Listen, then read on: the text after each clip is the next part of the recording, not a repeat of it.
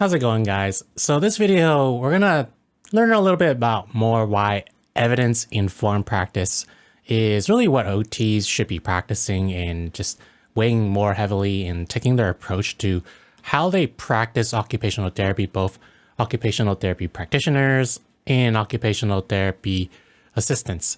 So when you think about evidence-based practice, it's probably like, okay, that makes sense. Like, why not do evidence-based practice, right? But evidence-based practice actually has roots in evidence-based medicine. So think about it like that. That's more of a biomedical model. And occupational therapy, I think, sits somewhere in between. It's a little bit medical and then a little bit psychosocial, and it's somewhere in between, not necessarily one or the other. And there should be kind of balance in weight to both sides. However, the downside, I think, to evidence-based practice is it just, because it's so heavily weighed on the medical model, it just doesn't really fit well with OT. And actually, if you look on like the AOTA website for like the continued education providers, like for like companies or instructors who want to teach courses and provide like CEUs, they actually really emphasize evidence-informed practice, not evidence-based practice. So that kind of supports what I'm saying. But one reason why I think evidence-based practices just should not be accepted universally is because you think about it, at the levels that of research that we look at for evidence-based practice, right? You have level 1, 2, 3, 4. Basically at the top, you have like systematic reviews, right? And then like even better than that, it's like systematic reviews of like systematic reviews. But at basically, the problem with those things is it can have a lot of bias. They're not perfect. It depends on the person who's reviewing it or the researchers who are reviewing it. And then the articles that they choose ultimately, right?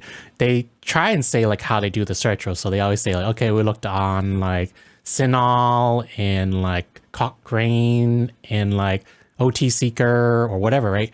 The limitation in that is sometimes I've read articles where they even didn't include specific articles because they were, for example, behind a paywall, but that could have been like good research, right? Another issue is, well, they only look at the research that's available. What about research that is like pending review or hasn't ever been published? And those of you who know about certain types of biases, one of them is publisher bias. So what that means is publishers, kind of like book publishers, right? Same with journal articles. They want to publish interesting stuff. People want to read like stuff so that they buy those articles, and these, publication companies make money, right? So they're not going to publish stuff that's not exciting, like stuff that has like no findings, like the null hypothesis. It's like, okay, like it didn't prove anything, but that can also be very meaningful. So that stuff is not even included in the just broad journal research articles in the literature. So if you think about it, that's kind of a problem. And that's actually a well-known problem. And then with like studies in like systematic reviews, they just aren't really perfect either. Like if they include a sample, right? And that sample just studies like the majority, let's say they don't like study minorities, like non-whites basically, and like most research is predominantly like white population, that stuff doesn't even generalize to other populations. So that's another problem. And then going back to systematic review, it's like, how do they analyze it? What kind of statistics are they applying to it? What are their kind of biases when they're actually analyzing things? What are their inclusion factors and criteria? What are they excluding? So just so much that goes into it that even I think systematic reviews can be kind of biased, whether it's intentional, like conscious or subconscious. They're just not a perfect system. And a lot of times the thing that they include in it, like probably like almost 100% of the time, are randomized control trials. Okay. Randomized control RCTs are really great things, right? It has really helped advance science and medicine. And it's brought us like pharmaceutical advancements and like chemistry and like medicine and prolonging life, curing diseases, right? RCTs are one of the probably greatest inventions to like science, I think. Not like, I think, because it paves the way for other things to like cure diseases and for like vaccinations and finding cures, and like how it has helped with like COVID and like finding a vaccine so fast, like stuff like RCTs with combination of like newer technologies like the internet and like Twitter and being able to collaborate really quickly. However, real life isn't RCT. RCTs, you know, we try to study something with a really controlled environment and we control all the variables. And even then it has like issues. It's like oftentimes in occupational therapy research, it's going to be like really small sample size because that's just the reality of it. Like finding large sample sizes in general is going to be really hard. And then in OT, it's like hard to run like an experiment. It's like you have real life.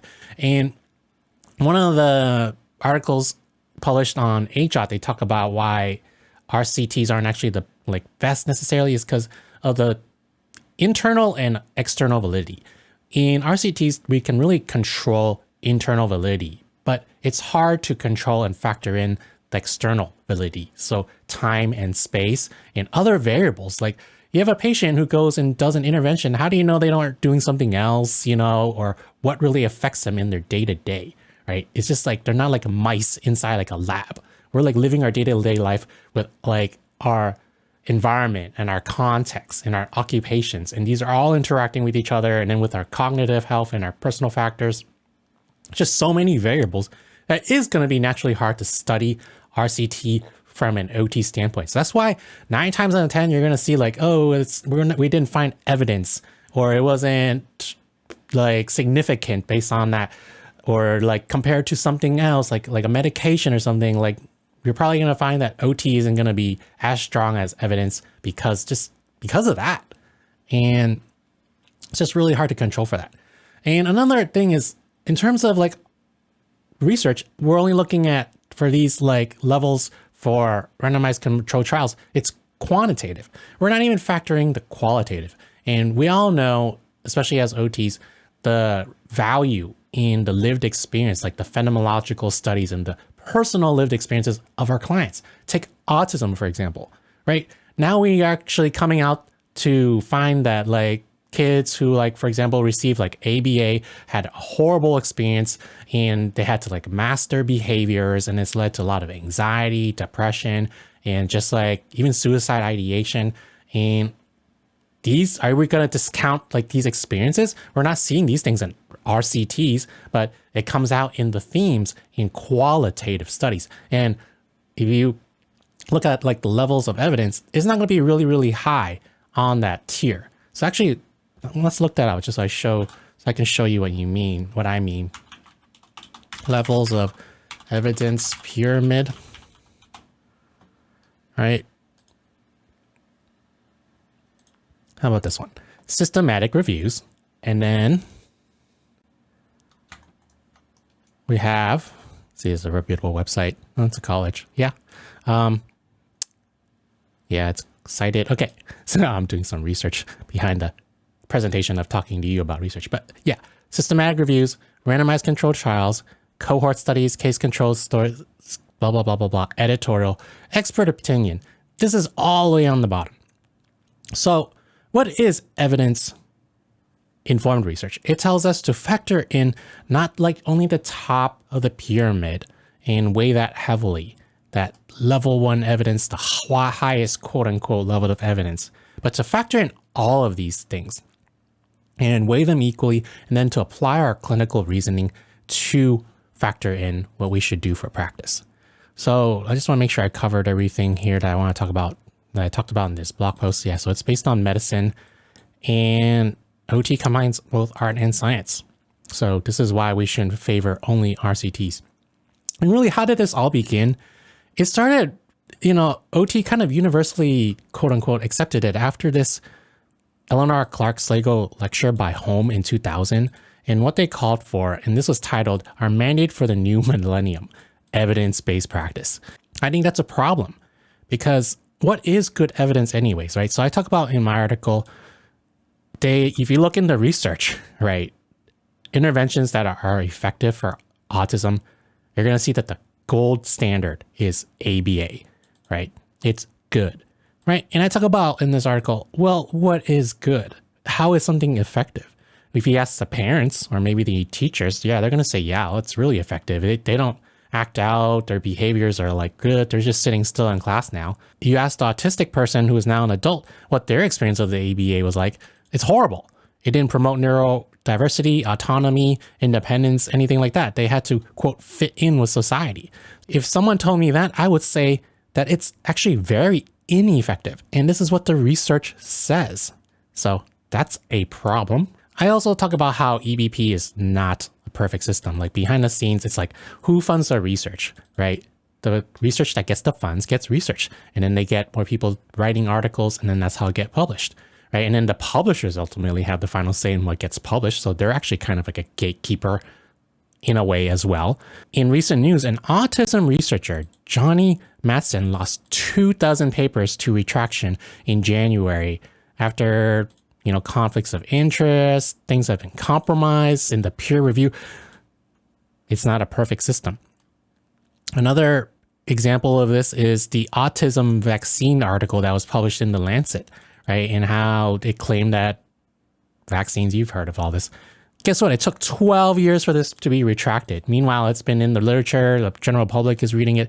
So that's also a problem. So in Holmes' Sligo lecture, they talk about, how do I become an evidence-based practitioner? And then they give really good things, and it's actually how people do research, right? They look at what's available, and then go on databases and blah, blah, blah. For nowadays, you go on Google Scholar and see what pops up and then go from there. However, according to Hinojosa in 2013, they say that evidence-based practice is not the way. I mentioned the external validity part, and also the adoption of the hierarchy of evidence from medicine, and that is the medical model. But it's also assuming that RCTs provide the best and only evidence to establish credibility, and exploring something like expert opinion, when we all know that that can be very, very valuable. Pyramid that I showed you is maybe something like this proposed diagram, the research pyramid. Really, really worth looking at because it's a different way to look at the research. As if you look just in general research literature, you're going to find even conflicting evidence. And another problem with the research is, okay, let's say you find a whole bunch of RCTs and it says okay, it's something that is effective and this is effective. And it has really good psychometrics, and it's a really good study. It's well cited, recited many times. It's in a really popular journal article, and the science is really good. They control for everything. And then you have a second article for the same intervention, but it says the complete opposite thing, and it's just as good. And then how do you weigh the two? Or even if you have several things that say something is good, how do you weigh one is actually a little bit better and actually proceed with that? And reason is because if you're going to just type in an approach or something into a journal database, look in the literature, you're going to find that something that you've been practicing a long time even may not even be effective, or there is not significant evidence for it, right? So what do you do then? You drop it and you just don't do it anymore, right? No, it depends. And I think each case is different. Every patient is different. You want to look at their client personal factors, their context, the environment, their occupation, right? Everything in for example, the occupational therapy practice framework. And then you want to think about the intervention that you're applying, and then what kind of evidence there is, what exists out there, and then applying what you think will work with the patient. Ultimately, it depends on if you think it'll even work with the patient in the model or the approach that you're going with. If it's just something that even has the best research behind it, if the patient's not going to do something like that at the end of the day for their homework or their own exercises or their own interventions or occupations, then what's the even point of doing it, right? Versus something else that they're going to keep doing because maybe it's a cultural thing, right? And it's going to have a lot of they're going to develop habits and work around it and integrate it into their life. Then that's going to be something that's more meaningful to them. Then they're actually going to do it and see more success with that, even if it may be something that does lack research. So what I am going to say, one caveat is I'm not going to say that you should practice things that have really poor evidence and that's completely not supported and maybe even not advised by the experts and is really old and outdated. You may not want to look into something like that. So let me know what your thoughts are. Have you even heard about the term evidence-informed practice? What do you think are some of the pros and cons to each of the evidence-based practice and the evidence-informed practice? And what do you think OTs should be doing in their own practice?